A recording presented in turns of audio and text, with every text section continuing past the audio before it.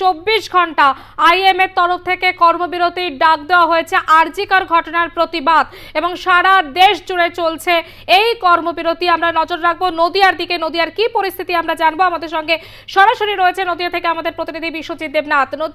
বিশ্বজিৎ, নদিয়াতে যে হাসপাতালগুলো রয়েছে সেই হাসপাতালের কি ছবি উঠে আসছে? দেখো, নদিয়ার যে কৃষ্ণনগর শক্তিনগর বলো, কৃষ্ণনগর সদর হসপিটাল বলো ও কল্যাণী মেডিকেল কলেজ বলো, যে কোনো মেডিকেল কলেজ যে কোনো 5টি জেলার মধ্যে কিন্তু এই কল্যাণী মেডিকেল কলেজের উপর নির্ভরশীল। কারণ এখানে কিন্তু জরুরি পরিষেবা ছাড়া সব পরিষেবাই কিন্তু বন্ধ আছে। একমাত্র দেখতে পাচ্ছি ইমার্জেন্সি পরিষেবা ছাড়া সব পরিষেবাই কিন্তু বন্ধ আছে।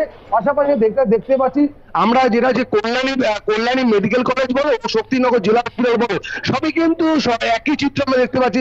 যেরকম নদিয়া শান্তিপুর, রানাঘাট, করিমপুর বিভিন্ন হসপিটাল একই চিত্র দেখা যাচ্ছে। জরুরি পরিষেবা ছাড়া সব পরিষেবা বন্ধ আছে। বিভিন্ন আমরা দেখতে পাচ্ছি সকাল থেকে, যেরকম আমরা কল্যাণী মেডিকেল কলেজ যেটা বড় হসপিটাল, যেটা হচ্ছে বিভিন্ন 4টি জেলা মিলে হসপিটালে রুগী পরিচালনা কিন্তু আসেন চিকিৎসা করাতে।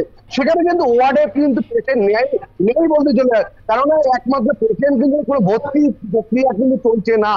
একমাত্র জরুরি ইমার্জেন্সি, এই যে ইমার্জেন্সি গেটের ভিতরে কিন্তু পেশেন্ট দেখছে, সঙ্গে সঙ্গে তাকে ছেড়ে দেওয়া হয়েছে। আপনাকে তোমাকে বলে রাখি, যেটা হচ্ছে যে ডাক্তার আরজি করে যে ডাক্তার মারা গেছেন, তার জন্য কিন্তু ডাক্তাররা কিন্তু বিভিন্ন পোস্টার ব্যানার তারা লাগিয়েছেন। দেখো, যেটা হচ্ছে আমার দিদি যারা দোষী তাদেরকে শাস্তি চাই বিলম্বে, তাদের নামে ওপিডি তারা বন্ধ করে দিয়েছেন।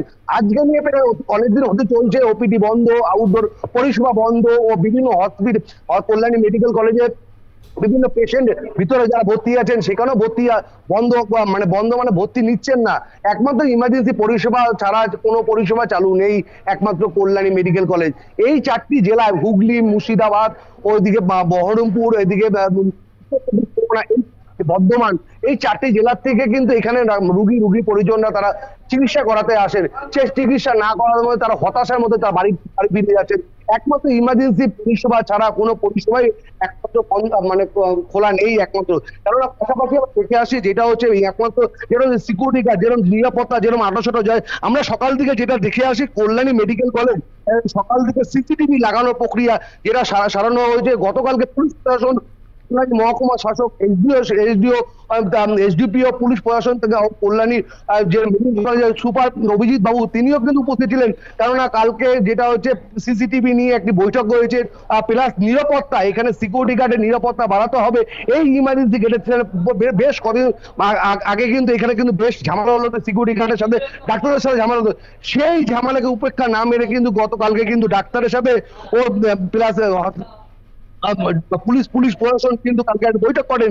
নিরাপত্তা আরো বাড়াতে হবে, তাদেরকে ট্রেনিং দিতে হবে, তাদেরকে সিসিটিভি ও গতকালকে বৈঠক করার পরে কিন্তু আজ সিসিটিভি পুরো বিভিন্ন জায়গায় সিসিটিভি লাগানো হয়েছে। দেখতে পাচ্ছেন সিসিটিভি এখনো পর্যন্ত একটা সিসিটিভি লাগানো হয়েছে। সেই সিসিটিভি কিন্তু বিভিন্ন সিসিটিভি পুরো একদম যেই পরিমাণে সিসিটিভি ছিল 100টি, সেখানে কিন্তু আরো সিসিটিভি বাড়াতে হবে এরকমই জানিয়েছেন। কিন্তু এখনো পর্যন্ত যেটা হচ্ছে যে কোনো ইমার্জেন্সি পরিষেবা সারা সব পরিষেবাই কিন্তু বন্ধ করা হয়েছে এখনো পর্যন্ত, গত প্রায় অনেকদিন হতে চলছে। বিশ্বজিৎ, আজকে রোগীরা কেমন আসছেন হাসপাতালে? একদিকে যখন কর্মবিরতির ডাক দেওয়া হয়েছে এবং সেটা হঠাৎ করে নয়, জানিয়ে দেওয়া হয়েছিল, সেখানে রোগীরা কেমন আসছেন এবং রোগীর পরিজনদের সঙ্গে কি কথা বলা সম্ভব? যোগাযোগ বিচ্ছিন্ন। যে খবরে আমরা নজর রেখেছি নদিয়ার খবরের দিকে, ইন্ডিয়ান মেডিকেল অ্যাসোসিয়েশনে দেশের সর্ববৃহৎ চিকিৎসক সংগঠন তারা কর্মবিরতির ডাক দিয়েছে এবং আজ সকাল 6টা থেকে শুরু হয়েছে এই কর্মবিরতি। আগামীকাল সকাল 6টা পর্যন্ত চলবে। কর্মবিরতি পালন করছে এই যে রাজ্য সহ সারা দেশের যে সমস্ত চিকিৎসা কেন্দ্র রয়েছে, হাসপাতাল রয়েছে, সমস্ত জায়গায় কিন্তু একই ছবি। এমার্জেন্সি বিভাগ খোলা রয়েছে, বন্ধ রয়েছে আউটডোর পরিষেবা।